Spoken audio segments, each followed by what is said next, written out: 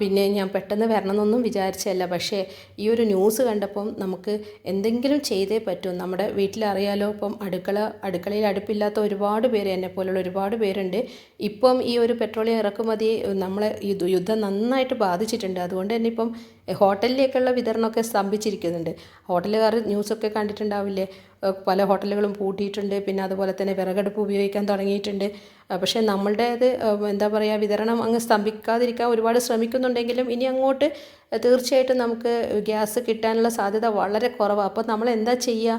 ഇപ്പം നമ്മൾ ഗ്യാസ് ഉപയോഗിക്കുന്നത് ഒന്നങ്ങ് കുറച്ച് കഴിഞ്ഞാൽ ഒരു മാസവും കൂടെ നമുക്ക് നമ്മുടെ സിലിണ്ടറിലെ ഗ്യാസ് ലാഭിക്കാൻ പറ്റും. അത് എനിക്ക് അറിയാവുന്ന കുറച്ച് ടിപ്പ് നിങ്ങളുടെ കൂടെ ഷെയർ ചെയ്യാമെന്ന് വിചാരിച്ചിട്ടാണ് പെട്ടെന്ന് വന്നത്. ആദ്യം നമ്മൾ ആ ഒരു സിലിണ്ടറില്ലേ, അത് അകത്തോ പുറത്തോ എവിടെ വെച്ചാലും അതിൻ്റെ റെഗുലേറ്റർ ഒന്ന് ചെക്ക് ചെയ്യും കേട്ടോ. റെഗുലേറ്റർ ചിലപ്പോൾ എന്തെങ്കിലും കംപ്ലൈൻ്റ് ഒക്കെ ഉണ്ടെങ്കിൽ ഗ്യാസ് ലീക്കാവും. അത് പലരും ഇങ്ങനെ തീപ്പെട്ടി ഉരച്ചൊക്കെ നോക്കാറുണ്ട്. പക്ഷേ നമ്മൾ റിസ്ക്കിനൊന്നും നിൽക്കേണ്ട, ഒന്ന് അടുത്ത് പോയിട്ട് മണപ്പിച്ചാൽ മതി. അതായത് ഗ്യാസ് പുറത്തേക്ക് ലീക്ക് ആവുന്നുണ്ടെങ്കിൽ ഗ്യാസിൻ്റെ സ്മെല്ലുണ്ടാവും, ഒന്ന് സ്മെല്ല് ചെയ്ത് നോക്കിയാൽ മതി. അപ്പോൾ അങ്ങനെ എന്തെങ്കിലും ഉണ്ടെങ്കിൽ പെട്ടെന്ന് തന്നെ നമ്മൾ ആ ഒരു ഗ്യാസിൻ്റെ ഏജൻസിയെ വിളിച്ചിട്ട് കാര്യം അറിയിക്കണം. റെഗുലേറ്റർ നമ്മൾ മാറ്റണം, അല്ലെങ്കിൽ നമ്മളറിയാതെ ഗ്യാസ് പോവേ. പിന്നെ എന്തെങ്കിലും നമുക്ക് സംശയം ഉണ്ടെങ്കിൽ ഉപയോഗം കഴിഞ്ഞ ഉടനെ തന്നെ സിലിണ്ടറിൻ്റെ ഭാഗത്തങ്ങ് ഓഫ് ചെയ്ത് വെച്ചോ കേട്ടോ. ഇനി രണ്ടാമത് നമ്മൾ ശ്രദ്ധിക്കേണ്ട കാര്യം ഈ ലൈറ്ററിൻ്റെതാണ്. അതായത് ലൈറ്ററിൽ എന്തെങ്കിലും വെള്ളത്തിൻ്റെ അംശമൊക്കെ ഉണ്ടെങ്കിൽ ഗ്യാസ് പെട്ടെന്ന് കത്തില്ല. അതായത് നമ്മൾ ഓണാക്കിയിട്ടായിരിക്കും ഇത് ലൈറ്റർ ഉപയോഗിക്കുന്നത്. അപ്പം ഗ്യാസ് കത്താതെ ഇരിക്കുമ്പോൾ ആ സമയത്ത് അത്രയും ഗ്യാസ് നമ്മൾ അറിയാതെ പോകും. ഇതൊക്കെ ചെറിയ ചെറിയ കാര്യങ്ങളാണ്. പക്ഷേ ഇങ്ങനെ ലീക്കാവുന്ന ഗ്യാസുകൾ കൂട്ടി വെച്ചാൽ ചിലപ്പോൾ നമുക്ക് ഒരു മാസം വരെ നമ്മൾ കത്തിക്കാനുള്ള ഗ്യാസ് ആയിരിക്കും കേട്ടോ. കണ്ടോ, ഇവിടെ ഇപ്പം ഞാൻ നമ്മുടെ ലൈറ്ററിന് ചെറിയൊരു വെള്ളത്തിൻ്റെ അംശം ഉണ്ടായിരുന്നു. ഞാനത് നിങ്ങൾക്കൊന്ന് കാണിക്കാൻ വേണ്ടിയിട്ടാണ്. അപ്പോൾ ആ സമയത്ത് ഗ്യാസ് നമ്മൾ ഓണാക്കുമ്പോൾ കത്താൻ കുറച്ച് സമയം എടുത്തില്ലേ, അത് തുടച്ചിട്ട് രണ്ടാമത് ചെയ്യുമ്പോൾ കണ്ടോ പെട്ടെന്ന് കത്തി. അപ്പോൾ ആ ഒരു മൈന്യൂട്ടായിട്ടുള്ള ടൈമിങ്ങിൽ സ്പെൻഡ് ആവുന്ന അല്ലെങ്കിൽ പുറത്തേക്ക് പോകുന്ന വേസ്റ്റ് ആവുന്ന ആ ഗ്യാസ് നമുക്ക് ആ ഭാഗം സേവ് ചെയ്യാൻ പറ്റും. എങ്ങനെ നമ്മൾ നമ്മുടെ ആ ഒരു ലൈറ്റർ നല്ല ഡ്രൈ ആക്കി വെക്കുകയാണെങ്കിൽ. അപ്പോൾ ഉപയോഗം കഴിഞ്ഞാൽ അത് ഹാങ് ചെയ്യുന്നതായിരിക്കും നല്ലത്. അല്ലെങ്കിൽ ഡ്രൈ ആയിട്ടുള്ള ഏരിയയിൽ തന്നെ ഒന്ന് വെക്കാൻ ശ്രദ്ധിക്കുക. ഇനിയിപ്പോൾ തീപ്പെട്ടി ഉപയോഗിച്ചിട്ടാണ് കത്തിക്കുന്നതെങ്കിൽ പലരും ഗ്യാസ് ഇങ്ങനെ ഓൺ ആക്കിയിട്ട് തീപ്പെട്ടി വരക്കാൻ നിൽക്കും. പക്ഷേ ഒരിക്കലും അങ്ങനെ ചെയ്യരുത്. ഗ്യാസ് ലീക്കാവുന്ന മാത്രമല്ല നല്ല അപകട സാധ്യതയുള്ളതാണ്. കാരണം ഓണാക്കിയിട്ട് തീപ്പെട്ടി വരക്കാൻ നോക്കുമ്പോഴായിരിക്കും ചിലപ്പോൾ ഒരു കോളിംഗ് ബെല്ല് കേൾക്കുക. പക്ഷെ നമ്മൾ അറിയാതെ അത് ആരാണെന്ന് അറിയാൻ വേണ്ടിയിട്ട് അങ്ങോട്ട് പോകും. അപ്പോൾ ഒന്ന് ആലോചിച്ച് നോക്ക്. അതുകൊണ്ട് ഒരിക്കലും അങ്ങനെ ചെയ്യരുത്. തീപ്പെട്ടി നമ്മൾ കൊള്ളി ഉരച്ച് അത് കത്തിച്ചതിന് ശേഷം മാത്രം ഗ്യാസ് ഓണാക്കിയിട്ട് ഓൺ ദ സ്പോട്ടിൽ നമുക്കത് കത്തിച്ചെടുക്കാം. നമ്മൾ അടുത്തതായിട്ട് ശ്രദ്ധിക്കേണ്ടത് ബേണറിൻ്റെ കാര്യമാണ്. അതായത് ബേണറിൽ എന്തെങ്കിലും കരടൊക്കെ കുടുങ്ങുകയാണെങ്കിൽ ഗ്യാസ് മുഴുവനായിട്ട്, അതായത് റൗണ്ടായിട്ട് തീ കത്തില്ല. അങ്ങനെയുള്ള സമയത്താണെങ്കിൽ ബേണർ ഒന്ന് നമ്മൾ ക്ലീൻ ചെയ്യണം. ഇവിടെ ഇപ്പം ഞാൻ മൂന്ന് കത്തിച്ച് കാണിച്ചു തരാം. പക്ഷേ ഇവിടെ എന്താ ദൈവം സഹായിച്ച് ബേണറൊന്നും കരട് കുടുങ്ങിയിട്ടില്ല. പക്ഷേ ഇൻ കേസ് കുടുങ്ങുകയാണെങ്കിൽ അത് പെട്ടെന്ന് തന്നെ ഹോളൊക്കെ നമുക്കത് തുറന്നു വിടണം. അല്ലെങ്കിൽ അവിടെയും നമുക്ക് ഗ്യാസ് നഷ്ടമാവാൻ സാധ്യതയുണ്ട്. ലൈറ്ററിൻ്റെ പറയാൻ വിട്ടുപോയത്, അതായത് നമ്മൾ ലൈറ്റർ ഉപയോഗിച്ചിട്ട് കത്തിക്കുമ്പോഴില്ലേ, ആ ഹോളിൻ്റെ അടുത്ത് തന്നെ നമ്മളതിങ്ങനെ ടിക് ടിക് എന്ന് പറഞ്ഞ് പ്രസ് ചെയ്യണം കേട്ടോ. അല്ലെങ്കിൽ ഇല്ലേ, എല്ലാവർക്കും അറിയുന്ന കാര്യമൊക്കെ, പക്ഷേ എവിടെയെങ്കിലും കൊണ്ടുപോയിട്ട് നമ്മൾ അമർത്തി പിടിക്കുകയാണെങ്കിൽ ഗ്യാസ് കത്തില്ല, അതായത് തീ കത്തില്ല. അപ്പോൾ ആ സമയത്തൊക്കെ ഗ്യാസ് പോകുന്നുണ്ട്, അതും കൂടെ ഒന്ന് ശ്രദ്ധിച്ചാൽ മതി. ഇതിപ്പോൾ ഞാൻ കാണിക്കുന്നത് ആ ഹോള് നമുക്ക് ക്ലീൻ ചെയ്യാനുള്ള ടിപ്പാണ്. അതായത് ഇതുപോലെയുള്ള ടാബ്ലറ്റിൻ്റെ കാലിയായിട്ടുള്ള കവറൊക്കെ ഉണ്ടാവില്ലേ, അലുമിനിയം എന്ന് തോന്നുന്നു അല്ലേ, അത് നമ്മൾ നൈസായിട്ട്, അതായത് നേരെ ഒന്നങ്ങ് കത്രി കൊണ്ട് കട്ട് ചെയ്യുക. എന്നിട്ട് നമ്മൾ ആ ഹോളിലിട്ടിട്ട് ആ ബ്ലോക്ക് നമുക്ക് നീക്കാൻ പറ്റും. ഇനിയിപ്പം അതൊന്നും അല്ലെങ്കിൽ നമുക്ക് ബ്രഷ് യൂസ് ചെയ്യാം. ബ്രഷ്, അതായത് ടൂത്ത് ബ്രഷ് ആണെങ്കിൽ നമുക്ക് കറക്റ്റ് അതിൻ്റെ ഉള്ളിലിട്ടിട്ട് തിരിക്കാൻ പ്രയാസമായിരിക്കും. ഇതാണെങ്കിൽ നമുക്ക് ഓരോരോ ഹോളായിട്ട് നമുക്കിങ്ങനെ ക്ലീൻ ചെയ്ത് എടുക്കാൻ പറ്റും. ഇനി അതല്ലെങ്കിൽ നമ്മുടെ സേഫ്റ്റി പിന്നില്ലേ, അത് ഉപയോഗിച്ചിട്ടും ചെയ്യാൻ പറ്റും. ഇത് രണ്ടും നല്ല മെത്തേഡാണ്. ഇതൊക്കെ കുറച്ച് സമയം എടുത്തിട്ട് ചെയ്യേണ്ടി വരും. സമയം ഇല്ലാത്തവരാണെങ്കിൽ ടൂത്ത് ബ്രഷ് കൊണ്ട് നന്നായിട്ട് ഉരച്ചു. പക്ഷേ വെള്ളം കൂട്ടിയിട്ട് അല്ലെങ്കിൽ വെള്ളത്തിലിട്ടിട്ട് ഇങ്ങനെ തേച്ച് ഉരച്ച് കഴുകണം എന്ന് ഞാൻ പറയില്ല. അതെല്ലാം വല്ലപ്പോഴും ചെയ്താൽ മതി. അല്ലെങ്കിൽ ഇതൊക്കെ പെട്ടെന്ന് തുരുമ്പ് പിടിക്കും. പിന്നെ തീയുടെ ഫ്ലെയിം ഒരു റെഡ് കളറാണെങ്കിൽ ബേണർ കരട് കുടുങ്ങിയതായിരിക്കാം, അല്ലെങ്കിൽ ഗ്യാസ് തീരാനായതായിരിക്കാം. അതൊന്ന് ശ്രദ്ധിച്ചു കേട്ടോ. ഇനി അതുപോലെ നമ്മൾ ഗ്യാസിൽ എന്തെങ്കിലും കുക്ക് ചെയ്യുന്ന സമയത്ത് നമ്മൾ വെക്കുന്ന പാന് അല്ലെങ്കിൽ ചട്ടി അത് നല്ല വിസ്താരമുള്ളതാണെങ്കിൽ ഓക്കെ, പവർ കൂട്ടിയിട്ട് നല്ല ഫ്ലെയിം ആക്കിയാൽ കുഴപ്പമില്ല. പക്ഷേ ഈ വിസ്താരം കുറഞ്ഞ, അതായത് അടിഭാഗം വിസ്താരം കുറഞ്ഞതാണെങ്കിൽ നല്ല ഫ്ലെയിം ആക്കിയിട്ട് ഓവർ ഫ്ലെയിം ആക്കുമ്പോൾ അവിടെയും ഗ്യാസ് നന്നായിട്ട് തീരുന്നുണ്ട്. അതൊന്നും നമ്മൾ ശ്രദ്ധിക്കുന്നേ ഉണ്ടാവില്ല. കാരണം ഒരുപാട് തിരക്കും കാര്യങ്ങളായിരിക്കും രാവിലെ. അപ്പോൾ ഇതൊക്കെ ശ്രദ്ധിക്കുക. പക്ഷേ ഇനിയെല്ലാം നമ്മൾ ശ്രദ്ധിച്ചല്ലേ പറ്റൂ.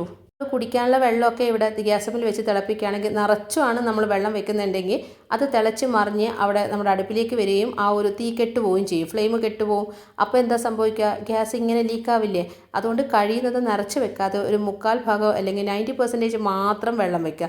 അങ്ങനെയാണെങ്കിൽ തിളച്ച് മറിയില്ലല്ലോ. നമ്മൾ സ്ഥിരമായിട്ട് നമ്മൾ ചെയ്യുന്നൊരു കാര്യമാണ്. അതായത് കഴുകി അങ്ങനെ ഗ്യാസിൽ അങ്ങ് കൊണ്ടുപോയി വെക്കും. ഇനി ഇതെല്ലാം ഒന്ന് നമുക്ക് നോക്കാം. കാരണം എന്താണെന്ന് വെച്ചാൽ അവിടെ കഴുകി അങ്ങനെ വെക്കുമ്പോൾ എന്താ അവിടെ എല്ലാം വെള്ളത്തിൻ്റെ അംശം ഉണ്ടാവും. ഈ വെള്ളമൊക്കെ ഇങ്ങനെ ആവിയായിട്ട് പോകുന്നത് വരെ, അതായത് ചൂടാവാൻ അത്രയും സമയം എടുക്കില്ലേ. പകരം നമ്മൾ നന്നായിട്ടൊരു തുണി കൊണ്ട് തുടച്ചതിന് ശേഷം വെച്ച് നോക്ക്, പെട്ടെന്ന് ഗ്യാസല്ല ആ ഒരു നമ്മുടെ പാനൊക്കെ ചൂടായി കിട്ടും. അത് എല്ലാം എന്ത് ശ്രദ്ധിക്കും. അതായത് നമ്മളൊരു ചപ്പാത്തി ചുടുകയാണെങ്കിലും അതുപോലെ ദോശ ചുടുകയാണെങ്കിലും എപ്പോഴും നമ്മൾ കഴുകിയിട്ട് വെക്കുമ്പോൾ നമ്മൾ അറിയാതെ പോകുന്ന ഒരു ഗ്യാസിൻ്റെ കാര്യമാണ് ഇപ്പോൾ പറഞ്ഞത്. പിന്നെ ഇത് രാവിലത്തെ 10ൻ്റെ 2 ബാക്കിയുണ്ട്. അപ്പോൾ വൈകിട്ട് അതൊന്ന് ചൂടാക്കുക. പിന്നെ വേറൊന്ന് പറയാൻ വിചാരിച്ചതേ, നമ്മളിപ്പം ചപ്പാത്തി ചുടുകയാണെങ്കിലും അല്ലെങ്കിൽ പൂരി ചൂടൊക്കെ ആകുമ്പോൾ ലാസ്റ്റ് എത്തുമ്പോൾ തന്നെ അങ്ങ് ഓഫ് ചെയ്യുക. കാരണം എന്തായാലും ചൂടുണ്ടാവും. അത് വെച്ചിട്ട് നമുക്ക് ലാസ്റ്റത്തെ ചപ്പാത്തിയും ലാസ്റ്റത്തെ പൂരിയും ഒക്കെ ചുട്ടെടുക്കാം. നമുക്ക് എണ്ണക്കൊക്കെ നല്ല ചൂടുണ്ടാവില്ല. അതുപോലെ തന്നെ പപ്പടം കാച്ചുമ്പോഴും അവസാനത്തെ 1-2 പപ്പടം ആകുമ്പോഴത്തേക്കും നമുക്കതങ്ങ് ഫ്ലെയിം ഓഫ് ചെയ്തിട്ട് ചെയ്യാൻ പറ്റും. നമുക്ക് ചെയ്യാൻ പറ്റുന്ന വേറൊരു കാര്യമാണ്, ഇനിയെങ്കിലും നമുക്കൊരു കോംബോ കുക്കിംഗ് ഒരു മെത്തേഡ് നമ്മുടെ അടുക്കളയിലേക്ക് കൊണ്ടുവരിക. അതായത് ഒന്ന് വേവുന്ന സമയത്ത് തന്നെ അടുത്തതും കൂടെ വേവിക്കാൻ നമുക്ക് എന്ത് ചെയ്യാൻ പറ്റുമെന്ന് ആലോചിക്കുക. അതായത് അങ്ങനെയാകുമ്പോൾ ഏതാണ്ട് ഒരേ വേവുള്ള സാധനങ്ങൾ തന്നെ തിരഞ്ഞെടുക്കണം. അതായത് ഇപ്പോൾ നമുക്കിപ്പോൾ പുട്ട് ചുടണം, ആ സമയത്ത് തന്നെ മുട്ടയും പുഴുങ്ങണമെങ്കിൽ എന്ത് ചെയ്യുക, അല്ലെങ്കിൽ മുട്ടക്കറി ഉണ്ടാക്കണമെങ്കിൽ മുട്ട സെപ്പറേറ്റ് പുഴുങ്ങണ്ട, ആ പാനിയിൽ തന്നെ ഇട്ടിട്ട് പുഴുങ്ങാം. അപ്പോൾ അങ്ങനെ ചെയ്യുമ്പോൾ ആ മുട്ടയുടെ ഷെല്ല്, അല്ലെങ്കിൽ നമ്മൾ മുട്ട നന്നായിട്ട് കഴുകിയിട്ടല്ലേ യൂസ് ചെയ്യൂ. അപ്പം നന്നായിട്ട് ഷെല്ലൊക്കെ ഉരച്ച് തേച്ച് കഴുകിയതിന് ശേഷം വെള്ളം നിറച്ച് അതിൽ നമ്മുടെ മുട്ടയും കൂടെ എഗ്ഗും കൂടെ വെച്ചതിന് ശേഷം മാത്രമാണ് കത്തിക്കുക. അതായത് ചൂട് വെള്ളത്തിൽ അങ്ങനെ അങ്ങ് ഇട്ട് കഴിഞ്ഞാൽ മുട്ട പൊട്ടിപ്പോവും. എല്ലാം കഴിഞ്ഞ് അതവിടെ വെച്ച് പിന്നെ പാനിയിൽ പുട്ട് നിറച്ച് വെച്ച് നോക്ക്.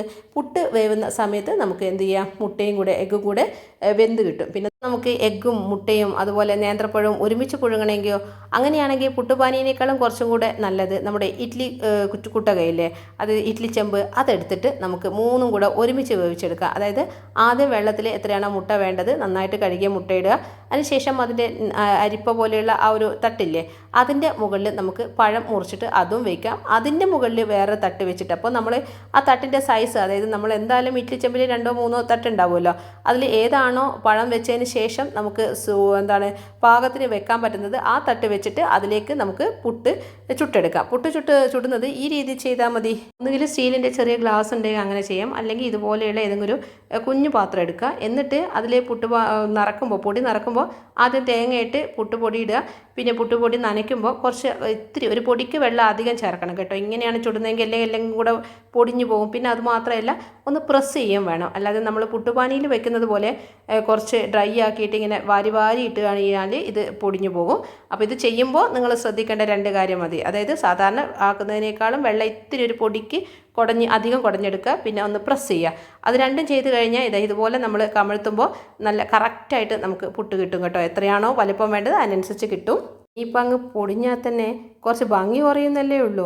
എന്തായാലും പുട്ട് കുഴച്ചിട്ട് കഴിക്കേണ്ടതല്ലേ. പിന്നെ ഗ്യാസ് ഇല്ലാതെ വീട്ടിലെല്ലാവരും പട്ടിണി കിടക്കുന്നതിനേക്കാളും നല്ലതല്ലേ കുറച്ച് പൊടിഞ്ഞ പുട്ടൊക്കെ കഴിക്കുന്നത്. അല്ലെങ്കിൽ പിന്നെ ഇൻഡക്ഷൻ കുക്കർ നമ്മൾ ആശ്രയിക്കേണ്ടി വരും. അത് കറണ്ട് ബില്ല് അതിൻ്റെ ചാർജ് നമ്മൾ വേറെ കൊടുക്കേണ്ടി വരും. പിന്നെ ഇല്ലേ, നമ്മൾ പുഴുങ്ങിയ മുട്ടയുടെ തൊലി പെട്ടെന്ന് കളയുമ്പോൾ നമുക്കിങ്ങനെ വരുന്നില്ല, അതല്ലെങ്കിൽ അതിൻ്റെ വയറ്റും കൂടെ ഒരുമിച്ച് വരുവാണെങ്കിൽ വേറൊരു ടിപ്പ് പറഞ്ഞുതരാം. വേറെ ഒന്നുമില്ല, മുട്ട നന്നായിട്ട് പുഴുങ്ങുക. അതായത് നമ്മൾ ഹാഫ് ബോയിലൊക്കെ ആകുമ്പോൾ അല്ലെങ്കിൽ ഒരു 75% കുക്കിംഗ് മാത്രമേ നടക്കുന്നെങ്കിൽ നമുക്ക് വിട്ടെടുക്കാൻ നല്ല ബുദ്ധിമുട്ടാണ്. അപ്പോൾ നന്നായിട്ട് ബോയിൽ ചെയ്തതിന് ശേഷം അത് തണിഞ്ഞ വെള്ളത്തിൽ, അല്ലെങ്കിൽ റൂം ടെമ്പറേച്ചറുള്ള നല്ല വെള്ളമല്ലേ, ആ വാട്ടറിലേക്ക് ഇട്ട് വെച്ചതിന് ശേഷം ഒന്ന് തണിഞ്ഞതിന് ശേഷം നിങ്ങൾ മുട്ടയുടെ തൊലി കളഞ്ഞു നോക്ക്, പെട്ടെന്ന് തന്നെ എടുത്ത് മാറ്റാൻ പറ്റും. അതിൻ്റെ ആ ഒരു വെള്ള പാർട്ടൊന്നും വരില്ല. പുട്ടുമുട്ടയും മാത്രമല്ല കേട്ടോ, സാമ്പാർ വരെ നമുക്ക് ഇങ്ങനെ ഉണ്ടാക്കിയെടുക്കാം. അതായത് നമ്മൾ പരിപ്പ് വേവിക്കുന്ന സമയത്ത് തന്നെ വെജിറ്റബിൾസ് ഒക്കെ വേവിച്ചെടുക്കാം. ആദ്യം ഒരു പാത്രത്തിൽ നമ്മൾ എല്ലാ പച്ചക്കറികളും, അതായത് നമ്മൾ സാമ്പാറിന് എന്തൊക്കെയാണോ ചേർക്കുന്നത് അതെല്ലാം, ഉള്ളി വരെ നമുക്ക്, വലിയ ഉള്ളി വരെ നമുക്ക് അതിലിടാം. അതിനുശേഷം എല്ലാ പൊടികളും അതിലിടുക. കായപ്പൊടി, മുളക് പൊടി, മഞ്ഞൾപ്പൊടി, സാമ്പാർ പൊടിയാണെങ്കിൽ അങ്ങനെ, അതെല്ലാം ഉലുവപ്പൊടിയും ജീരകപ്പൊടിയാണ്, അങ്ങനെ എന്താണോ നിങ്ങൾ പൊടികളായി ചേർക്കുന്നത് അതോടുക. ഉപ്പിടുക. എല്ലാം ഇട്ടതിന് ശേഷം ഇത്തിരി ഒരു പൊടിക്ക് വെള്ളം ഒഴിക്കണം കേട്ടോ. ആ വെള്ളവും കൂടെ ഒഴിച്ച് നന്നായി അടച്ചിട്ട് നമ്മൾ പരിപ്പ് വെള്ളം വയ്ക്കുമല്ലോ, വെള്ളത്തിൽ പരിപ്പിട്ടിട്ട് വേവിക്കുന്ന സമയത്ത് അതിലങ്ങ് ഇറക്കി വയ്ക്കുക. അടിവശം നന്നായിട്ട് തുളച്ചതിന് ശേഷം അതിലങ്ങ് ഇറക്കി വയ്ക്കുക. അപ്പോൾ പരിപ്പ് വേവാൻ ആവശ്യത്തിന് വെള്ളം ഒഴിക്കണേ. എപ്പോഴും ശ്രദ്ധിക്കുക, നമ്മൾ കുക്കറിൽ വെള്ളം വയ്ക്കുന്ന സമയത്ത് വെള്ളം ആവശ്യത്തിന് തന്നെ വേണം. അതായത് കുക്കറിൽ വെള്ളം വറ്റിക്കഴിഞ്ഞാൽ നല്ല ഡേഞ്ചറാണ്. അപ്പോൾ നന്നായിട്ട് ഇത് ഇറക്കി വെച്ചതിന് ശേഷം നമ്മൾ വിസിൽ വിസിൽ വെച്ചിട്ട് പരിപ്പ് വേവിക്കുമ്പോൾ ഒരു 3-4 വിസിൽ വരുന്നത് വരെ വേവിക്കണം കേട്ടോ. ഒറ്റ വിസിൽ വേവിച്ച് കഴിഞ്ഞാൽ ഉള്ളിലുള്ള വെജിറ്റബിൾസ് നമുക്ക് നന്നായിട്ട് വെന്ത് കിട്ടില്ല. അപ്പോൾ 3-4 വിസിലിൽ പെട്ടെന്ന് തന്നെ വേവിച്ചെടുത്ത് ഓഫ് ചെയ്യുക. നന്നായിട്ട് തണിഞ്ഞതിന് ശേഷം ഇതെടുത്ത് മാറ്റി നോക്ക്. അപ്പോൾ നമുക്ക് വെജിറ്റബിൾസും പരിപ്പും ഒരുമിച്ച് വേവിച്ചെടുക്കാൻ പറ്റും. ഇനിയെല്ലാം ഒന്ന് മിക്സ് ചെയ്യേണ്ടല്ലേ ആവശ്യമുള്ളൂ. ഇനിയിപ്പം നമ്മൾ വിചാരിക്കും എന്നാൽ പിന്നെ പരിപ്പ് തന്നെ ഇതെല്ലാം ഇട്ടിട്ട് വേവിച്ചുവിടുന്നു. പക്ഷേ അങ്ങനെയാകുമ്പോൾ നമ്മളെ വെണ്ടയ്ക്കൊക്കെ അങ്ങ് ഉടഞ്ഞു പോകും. ഇതാണെങ്കിൽ ഉടഞ്ഞു പോവുകയില്ല, രണ്ടിനും ആവശ്യത്തിനുള്ള പാകത്തിനുള്ള വേവ് കിട്ടുകയും ചെയ്യും. ഇനി നമുക്ക് ഗ്യാസ് ലാഭിക്കാൻ വേണ്ടിയിട്ട് ചെയ്യാൻ പറ്റുന്ന വേറൊരു കാര്യം, കറികളൊക്കെ വെക്കുമ്പോൾ ആവശ്യത്തിന് വേവിന് ആവശ്യത്തിനുള്ള വെള്ളം മാത്രം വയ്ക്കുക. അതായത് കൂടുതൽ വെള്ളം വെച്ചിട്ട് ഇങ്ങനെ വറ്റിച്ചെടുത്തിട്ട് അങ്ങനെ ആക്കുമ്പോൾ ഒരുപാട് ഗ്യാസ് നമുക്ക് പോവില്ലേ. ഇപ്പം ഒരു ഉപ്പേരിയൊക്കെ വെക്കുകയാണെങ്കിൽ കുറേ വെള്ളം വെച്ചിട്ട് അത് വറ്റിച്ചെടുക്കുന്നതിന് പകരം ആവശ്യത്തിന് മാത്രം, അതുപോലെ ചെമ്മീൻ കറിയൊക്കെ ആണെങ്കിൽ അതിന് പാകത്തിനുള്ള വെള്ളം മാത്രം ഒഴിക്കുക. അപ്പോൾ നമുക്ക് അത് വേവുകയും ചെയ്യണം, എന്നാൽ ഗ്യാസ് തീരാനും പാടില്ല. ആ രീതിയിൽ അങ്ങ് ചെയ്തെടുക്കാം. ഇനിയിപ്പോൾ നമുക്ക് ചോറ് വെക്കുന്ന രീതി ഒന്ന് പറഞ്ഞുതരാം. അതായത് ചോറ് ഗ്യാസ് ലാഭിക്കാൻ വേണ്ടിയിട്ട് നമുക്ക് വേണമെങ്കിൽ കുക്കറായിരിക്കും ഏറ്റവും നല്ലത്. അപ്പം അതല്ല, നമുക്കിപ്പം കുക്കറിൽ ചോറ് ഇഷ്ടമല്ലെങ്കിൽ നമ്മൾ കലത്തിൽ വെക്കും. കലത്തിൽ വെച്ചിട്ട് റൈസ് കുക്കറിൽ ഇറക്കി വെക്കുന്നവരുണ്ടാകും. അങ്ങനെയാണെങ്കിൽ അങ്ങനെ ചെയ്തോളൂ. അതല്ല നമുക്ക് റൈസ് കുക്കറും ഇല്ലെങ്കിൽ നമുക്ക് ഇതേപോലെ തന്നെ, അതായത് ഗ്യാസ് നമുക്ക് സേവ് ചെയ്തുകൊണ്ട് ചോറ് വെക്കാം. സാധാരണ കലത്തിൽ വെക്കാം. അതെന്താ ചെയ്യേണ്ടതെന്നറിയോ? നമ്മളിപ്പോൾ എത്രയാണോ അരി എടുക്കുന്നത് അതിനനുസരിച്ചിട്ടാണല്ലോ വെള്ളം വെക്കുക. ഇങ്ങനെ നിനക്കൊക്കെ വെള്ളം വെക്കേണ്ട ആവശ്യമില്ല. കാരണം അരി ഇടുമ്പോൾ നേരത്തെ ഞാൻ പറഞ്ഞതുപോലെ വെള്ളം തൂകിപ്പോകും. അപ്പം ഒരു 1/4 ഭാഗത്തോളം വെള്ളം ഇട്ടതിന് ശേഷം ആ വെള്ളം ചൂടാവുമ്പോൾ അരി കഴുകിയിട്ട് അതിലേക്ക് ഇടുക. എന്നിട്ട് നമ്മൾ തുറന്ന് വെച്ചിട്ട് തന്നെ ഒന്നങ്ങ് തിളപ്പിക്കുക. അപ്പോൾ തുറന്ന് വെച്ചിട്ട് തിളപ്പിച്ച് നന്നായിട്ടൊന്ന് തിളക്കണേ.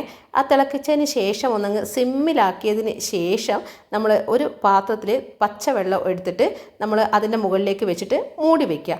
അപ്പം ഇനി വെട്ടിത്തിളക്കാൻ പാടില്ല. വെട്ടിത്തിളച്ചാൽ കാരണം നമ്മൾ നല്ല ടൈറ്റായിട്ട് മൂടുമ്പോൾ അത് പുറത്തേക്ക് തള്ളി വരും, അതായത് പതഞ്ഞ് പുറത്തേക്ക് മറിയും. അതുകൊണ്ടാണ് ആദ്യം വെട്ടിത്തിളച്ചതിന് ശേഷം പാത്രം നിറച്ചിട്ടുള്ള അല്ലെങ്കിൽ വെള്ളം നിറച്ചിട്ടുള്ള പാത്രം മുകളിലേക്ക് വെക്കണം എന്ന് പറഞ്ഞത്. എന്നിട്ട് സിമ്മിലിട്ടിട്ട് ഒരു 10 മിനിറ്റ് കഴിഞ്ഞിട്ട് ഒന്ന് ഓഫ് ചെയ്ത് വെക്കുക. എന്നിട്ട് ഓരോ അരിയുടെയും വേവ് പോലെയാണ്. അതായത് ചില അരികൾ വേഗം വേവും, പൊന്നിയൊക്കെ ആണെങ്കിൽ പെട്ടെന്ന് വേവും. ഇനിയിപ്പോൾ വെള്ളക്കുറുവയാണെങ്കിൽ കുറച്ച് സമയം എടുക്കും. അതിനനുസരിച്ചിട്ട് ഒരു 20 മിനിറ്റൊക്കെ കഴിഞ്ഞിട്ട് ഒന്ന് തുറന്ന് നോക്കുക. തുറന്ന് നോക്കിയിട്ട് നമ്മൾ പാകത്തിന് വെന്ത് തോന്നിക്കഴിഞ്ഞാൽ പിന്നെ ഒന്നും കൂടെ ഒന്നങ്ങ് കത്തിച്ചിട്ട് ചൂടാക്കിയിട്ട് ഒന്നങ്ങ് വാർത്ത് നോക്ക്. നല്ല മണിമണി പോലെയുള്ള ചോറ് കിട്ടും. ഇനിയിപ്പോൾ ഞാൻ നേരത്തെ പറഞ്ഞ പോലെ കുറുവയൊക്കെ ആണെങ്കിൽ 20 മിനിറ്റ് നമ്മളിങ്ങനെ റെസ്റ്റ് ചെയ്യാൻ വെക്കേണ്ട, ഒരു 30 മിനിറ്റൊക്കെ വെച്ചതിന് ശേഷം ചെയ്ത് നോക്കുക കേട്ടോ. അത് ഓരോ അരിയുടെയും വേവ് പോലെ. അതായത് അത്രയും സമയം വെട്ടിത്തിളക്കുന്നതിന് പകരം കുറച്ച് സമയം വെട്ടിത്തിളച്ച് നമ്മൾ ഓഫ് ചെയ്ത് റെസ്റ്റ് എടുത്ത് ആ വെള്ളത്തിലാണ് അരി വേവുന്നത്. നമ്മൾ റൈസ് കുക്കർ ഒഴിവാക്കിയിട്ടുള്ള ചോറ് വെക്കുന്ന ഒരു രീതിയാണിത്. അരി ഇടുമ്പം ക്യാമറ ഓഫിലായിരുന്നു, ഞാൻ പിന്നെയാണ് അത് ശ്രദ്ധിച്ചത്. ഇതിപ്പം വെട്ടിത്തിളക്കുന്നത് കാണിക്കാൻ എനിക്ക് പറ്റുന്നുള്ളൂ. ഇനിയിപ്പം നമ്മൾ മുകളിൽ വെച്ചിട്ടുള്ള ആ ഒരു വെള്ളമില്ലേ, അത് നല്ല ചൂട് വെള്ളമായിരിക്കും. അത് നമുക്ക് കറികളിൽ ഒഴിക്കാം, ഇനി ഫ്ലാസ്കിൽ വേണമെങ്കിൽ ഒഴിക്കാം. ഇനി അതുമല്ല, അതും വെട്ടിത്തിളക്കണമെങ്കിൽ ഒന്ന് ഗ്യാസ് അടുപ്പിൽ മാറ്റി വെച്ച് കഴിഞ്ഞാൽ പെട്ടെന്ന് തിളക്കുമല്ലോ, അത് വെച്ച് നമുക്ക് ചായ ഉണ്ടാക്കാം. അങ്ങനെ വെറുതെ കളയുകയും വേണ്ട ആ ഒരു വെള്ളം. അല്ലെങ്കിൽ കരിങ്ങാലി വെള്ളം വേണമെങ്കിൽ അത് തന്നെ തിളപ്പിക്കാം. അപ്പം നമ്മൾ പച്ചവെള്ളം തിളപ്പിക്കുന്നതിനേക്കാളും ഇതുപോലുള്ള ചൂടുവെള്ളം തിളപ്പിക്കുമ്പോൾ പെട്ടെന്നാവുമല്ലോ. അപ്പോൾ അവിടെയും നമുക്ക് ഒരുപാട് ഗ്യാസ് ലാഭിക്കാൻ പറ്റും. ഈ രീതിയിലെല്ലാം ചെയ്ത് നോക്കിയാൽ നമ്മളെ കൊണ്ടാവുന്നത് പോലെ, ചിലപ്പോൾ 1 മാസം കൊണ്ട് അല്ലെങ്കിൽ 2 മാസം കൊണ്ട് തീരേണ്ടത് ചിലപ്പോൾ 3 മാസം കഴിഞ്ഞിട്ടായിരിക്കും തീരുക. അപ്പോഴത്തേക്കും നമ്മുടെ പ്രശ്നങ്ങളൊക്കെ തീർന്ന് നമ്മൾ പതിവ് പോലെ ആകുമെന്ന് വിചാരിക്കാം. വീഡിയോ യൂസ്ഫുൾ ആണെങ്കിൽ, ഏതെങ്കിലും ഒരു ടിപ്പ് നിങ്ങൾക്ക് ഉപകാരപ്പെടുവാണെങ്കിൽ എപ്പോഴും പറയുന്നത് പോലെ ലൈക്ക് ചെയ്യാനും ഷെയർ ചെയ്യാനും സബ്സ്ക്രൈബ് ചെയ്യാനൊന്നും വിട്ടുപോലെ. നിങ്ങളുടെ അഭിപ്രായങ്ങൾ എന്താണെങ്കിലും അതും കൂടെ പറയണം. കാരണം ഇതുപോലെയുള്ള ടിപ്പ് അല്ലെങ്കിൽ ഇതിനേക്കാളും കൂടുതൽ ഗ്യാസ് സേവ് ചെയ്യാൻ നിങ്ങൾക്ക് അറിയായിരിക്കും. അങ്ങനെ ഉണ്ടെങ്കിൽ അതും കൂടെ എനിക്ക് പറഞ്ഞു തരണേ. അപ്പോൾ നമുക്ക് അടുത്ത വീഡിയോയിൽ കാണാം അല്ലേ. താങ്ക്